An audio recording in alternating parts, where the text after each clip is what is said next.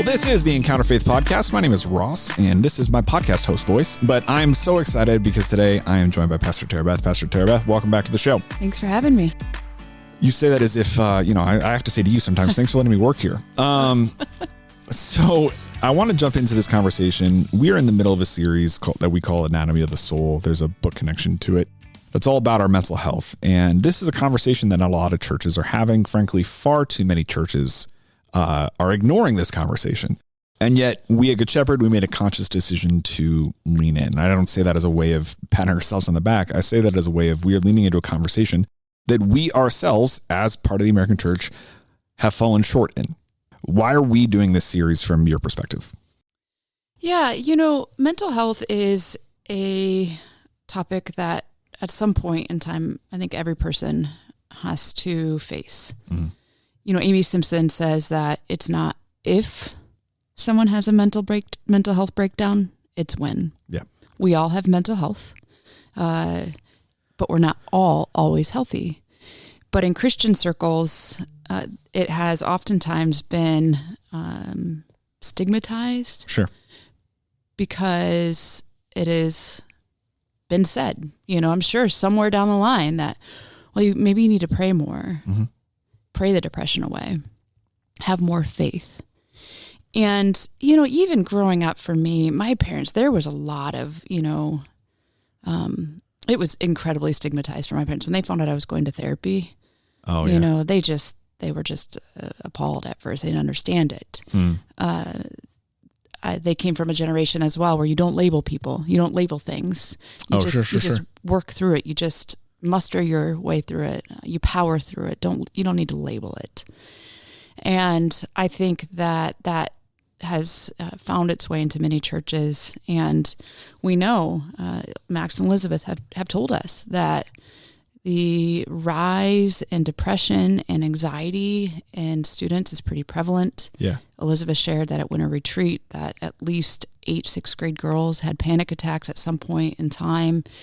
And so how do we then become a safe church for those who are experiencing a mental health breakdown and for emerging generations where anxiety and depression is very real? Mm-hmm. So we felt that it was important to do this series so we could be a safer church. Yeah. And there's a bunch of different ways that we try to lean into that.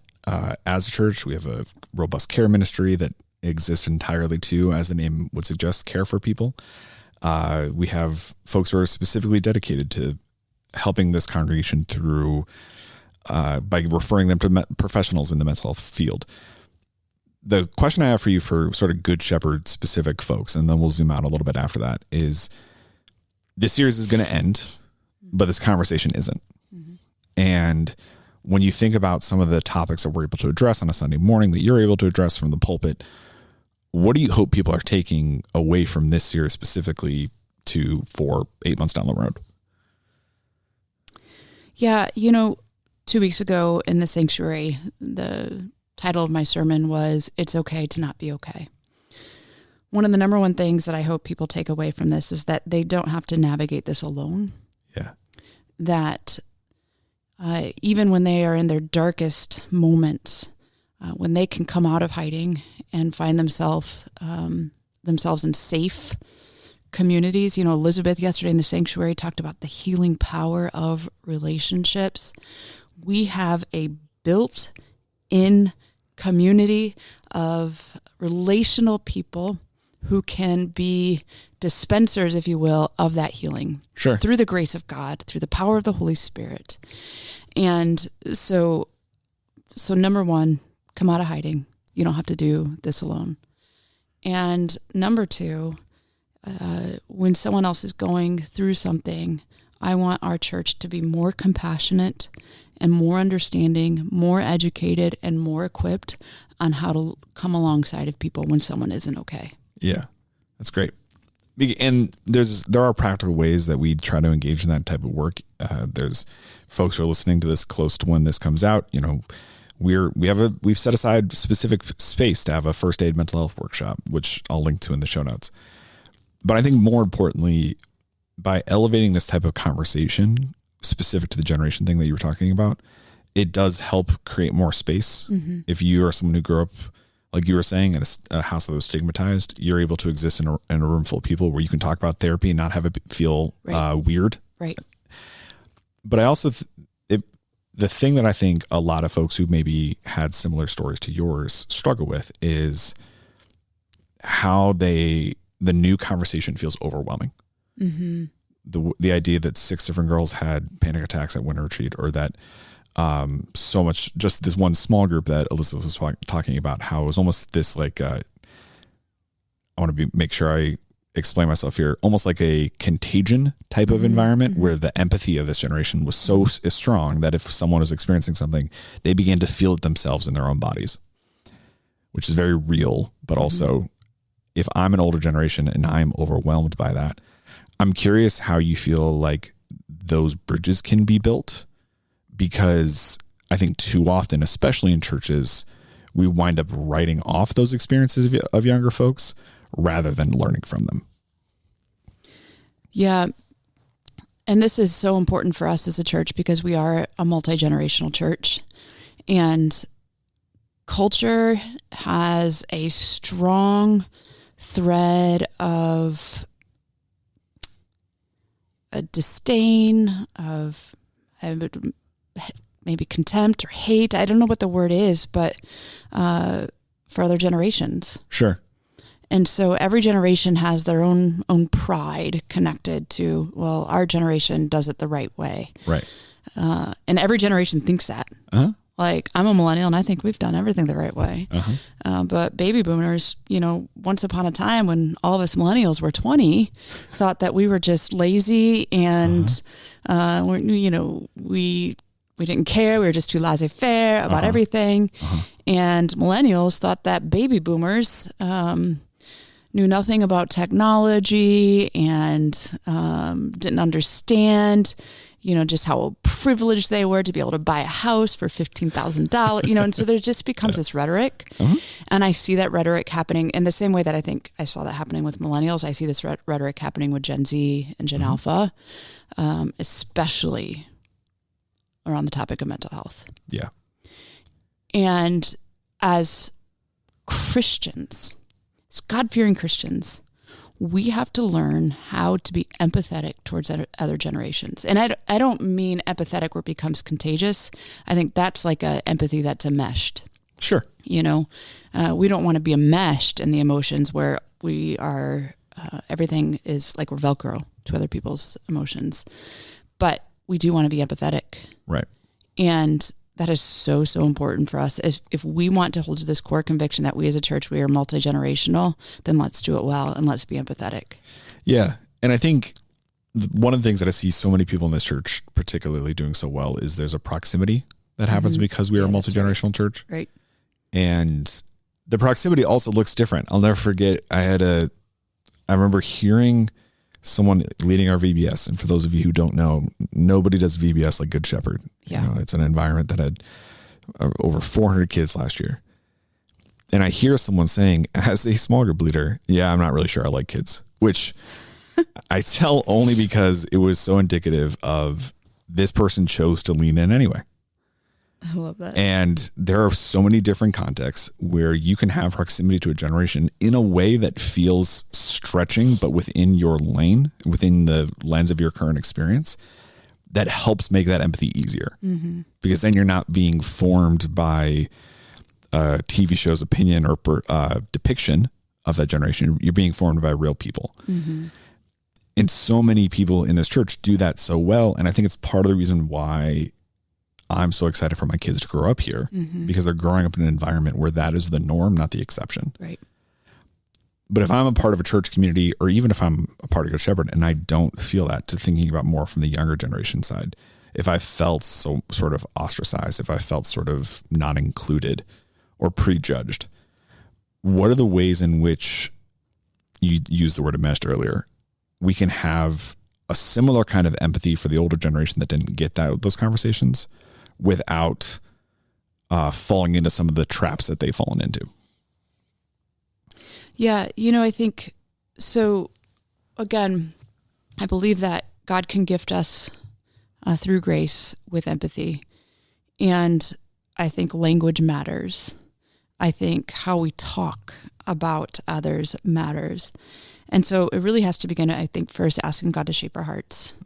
And I think it also begins with asking the Spirit to shape our hearts and to shape our words. And so there is an entire generation that didn't experience this mental health conversation in the ways that we are now. Right. And I think it's important that we meet them where they are. You know, we can't expect them to have all the language, all the tools, maybe that others have that have been in this conversation for so very long. My hope is that in talking about this, it validates the journey that others have been on that maybe they haven't named. Sure. I like that. And that is a critical part of this. I've joked a lot that my wife Lauren and I were using I feel statements when we were 17, right? Like that was just the world we grew up in, the group we found ourselves in high school, and it formed the context of our relationship. Yeah.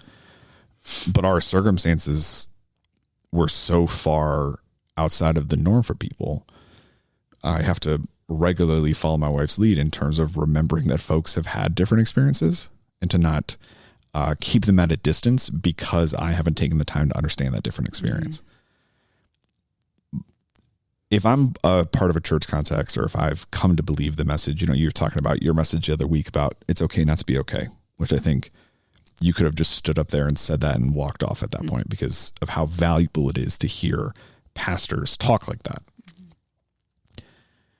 If I've been in a situation where I've not been able to believe that, where I've felt like, especially at a church, I'm thinking about some of the stuff Amy talked about, churches have they are the front line to so much of this cultural response in many ways that we don't even realize. And yet also churches, which are in theory supposed to be this soul hospital kind of setting, are often a place where folks feel prejudged, not welcome, or unable to fully let their guards down and admit that they're not okay. Mm-hmm. If I've had those types of experiences in church, what does it look like to trust church again? Yeah, well, you know, I think it begins by finding those people in a congregation who you can feel like those are my people. Yeah. So, for example, Ross, you're part of a small group. Yeah. And they've become your people. Very much so. And they know this. I used to do this podcast just as a practice before I would lead that group. So and now it's like they're my people. And I know you're the people in your small group, and you guys have found this level of safety that you are able to share some of those more vulnerable thoughts that you're not going to share with the masses, that you're not going to share with everyone. My therapist used to always say to me, one of the phrases was, she would say, you get to decide who you give your pearls away to. In other words, we don't have to give our pearls away to the world. Like, we don't have to give some of those hidden things that helps us experience being known. We get to choose who those people are. Yeah. And, someone that has been hurt, your spidey senses are going to be up like a little bit more. And what I want to say is go slow. You don't have to rush it, but there are people out there who will get you and who want to know you and who also want to be known by you. Like, think about that. Like, that's kind of cool. Like, there are people in this church that actually want to be known by you. Yeah. And what a gift. And so slowly find those spaces and start small. It doesn't have to just start big, but start small. That's good. And I think too, part of being fully known in a cultural moment like this is recognizing that you aren't too much for people. That there's a lot of people right now who have been told in one way, shape, or form that they are too much, that the challenges they're facing are too much, that the burdens they're carrying are too much. And part of the beauty of following Jesus is that we get to lay those things down at his feet. And part of the beauty of being a part of a church like this that has a lot of resources, that is a bigger church, is that whatever you've experienced, we not only are able to take you in, but we know someone who has had those similar experiences. I think about something that's been true for our mission partners for a long time, but I heard articulated recently, which is if you are someone who walks into Good Shepherd, no matter what your thing is, no matter what your challenge is, no matter what you're trying to solve, we can either help you directly or we know someone who can. And I think the church is still uniquely positioned to have that be true in a lot of different communities where other sort of societal institutions that is no longer true for. So where I want to land the plane is the church's responsibility in this. Regardless of what my previous experiences have been, there are folks who are listening, who have gone through this series here at Good Shepherd or have watched it online or have been listening to the podcast, who want to do more, but maybe feel like they don't know what that more is. What does it look like for those folks to begin to provide some hope for people and, dare I say, like begin to shine the love of Jesus in some of these situations if they've never done that before? Like, what is that going to feel like for them? Yeah. Well, I think first of all, become informed as much as you can. Become trauma informed. We have this wonderful mental health workshop coming up. Is this going to air before that? Yeah, it'll be up for a little bit before then. Okay. We have this wonderful mental health workshop coming up. It's 8 hours. Think about the education and the resources and the information that is going to be downloaded into your mind that is going to equip you. So begin there. Become informed. As much as possible. And also know your limitations. So we aren't rescuers. Unless you have some credentials behind your name, we're also not therapists. Yeah. Which is really important, right? Sometimes we can get out over our skis, and I can't tell you how many times I have met with someone, and maybe I'll meet with them a couple times, and then I'll say, I think it's time that you take this to a therapist or a spiritual director, someone that is more educated. I can continue to come alongside of you and be with you, but know when it has become big for you. Not that person is too much. We never want to say that. Yeah. We never want to see someone who is the imago Dei as too much. They might be going through a lot and they need other resources and tools.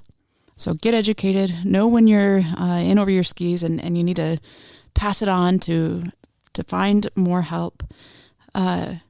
Work on being an active listener. Too often when we listen to people, we are listening to come up with what we're going to say next. And we're more worried about what we're going to say next. Yeah. But instead, how can we be a deep listener when we're sitting with people? And actually really resist the urge to not fix them. Yeah. People who are going through a mental health crisis aren't coming to you because they think that you're going to fix them.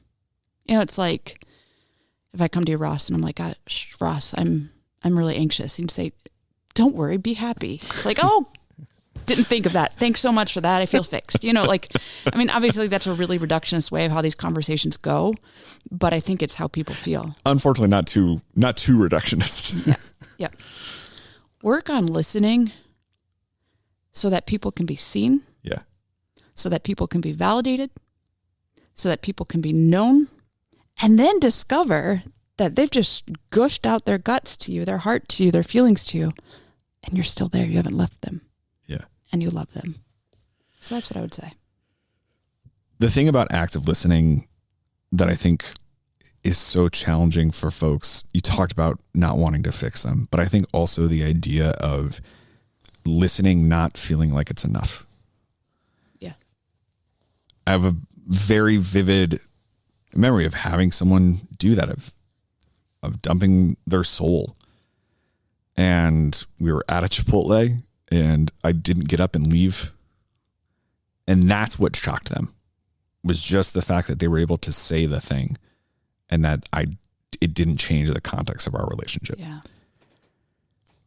But I think the responsibility for us who follow Jesus is to go, okay, if my job here is to listen, or as Amy talked about so much in the series, we've referenced this so much, that is also going to be linked in the show notes of today's episode. Just by being a friend to people, which every single person knows how to do, you are actually helping bring some light into this darkness that person's feeling.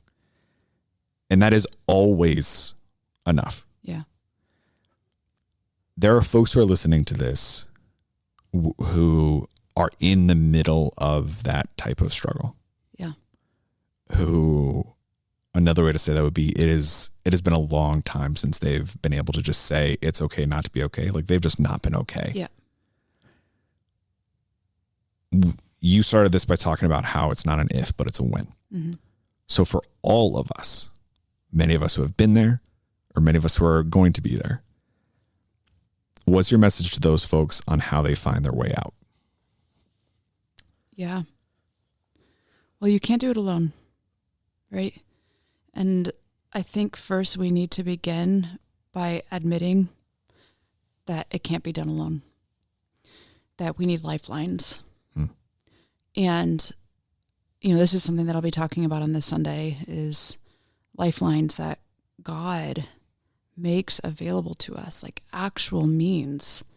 And so what are those lifelines that God has provided all around us that we could reach out to? Reject the idea that you're alone. Thrust yourself. Make yourself available. Make yourself present. To start with one person. Make a phone call to a therapist. Make a phone call to a doctor. Make a phone call to a pastor. Start somewhere. Refuse to be alone.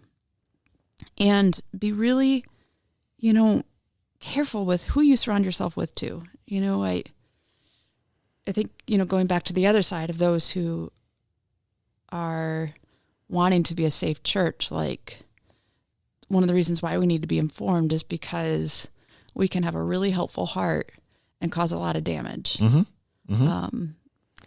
You need to pray more. Yeah. You need to have more faith. Maybe God is causing this to happen to you so that you'll be stronger in the end. Right. Maybe God just wanted another angel in heaven. Just all the things that people say. Yeah, that most of the time are well-intended. But causes a lot of damage. Yeah. And so, so those who want to, be the hands and feet of Jesus, become informed. And those who are seeking help, be judicious and wise as to who are those lifelines that you are going to reach out to.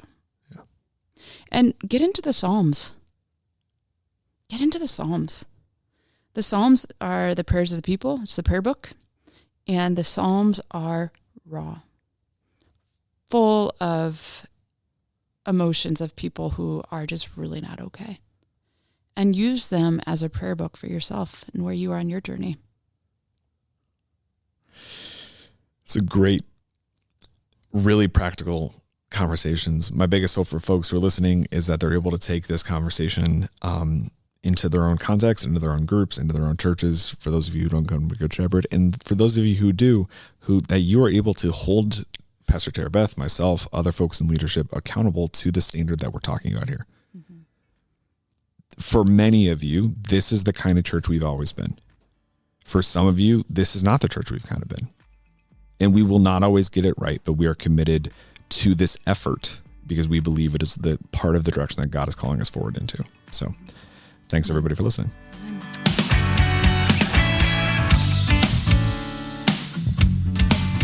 Thank you for listening to the Encounter Faith podcast. This podcast is a service of G. Shep Productions from Good Shepherd Lutheran Church in Naperville, Illinois. All rights reserved. If you're in the area, we'd love to meet you on a Sunday morning at our 9 a.m. or 10:45 services. At Good Shepherd, we are inviting everyone to walk together in the calling of Christ for a life of eternal impact. This podcast is produced and hosted by me, Ross Cochran. And our theme song is Wake the Earth by 1111 Worship. Thank you for listening. We'll talk again soon.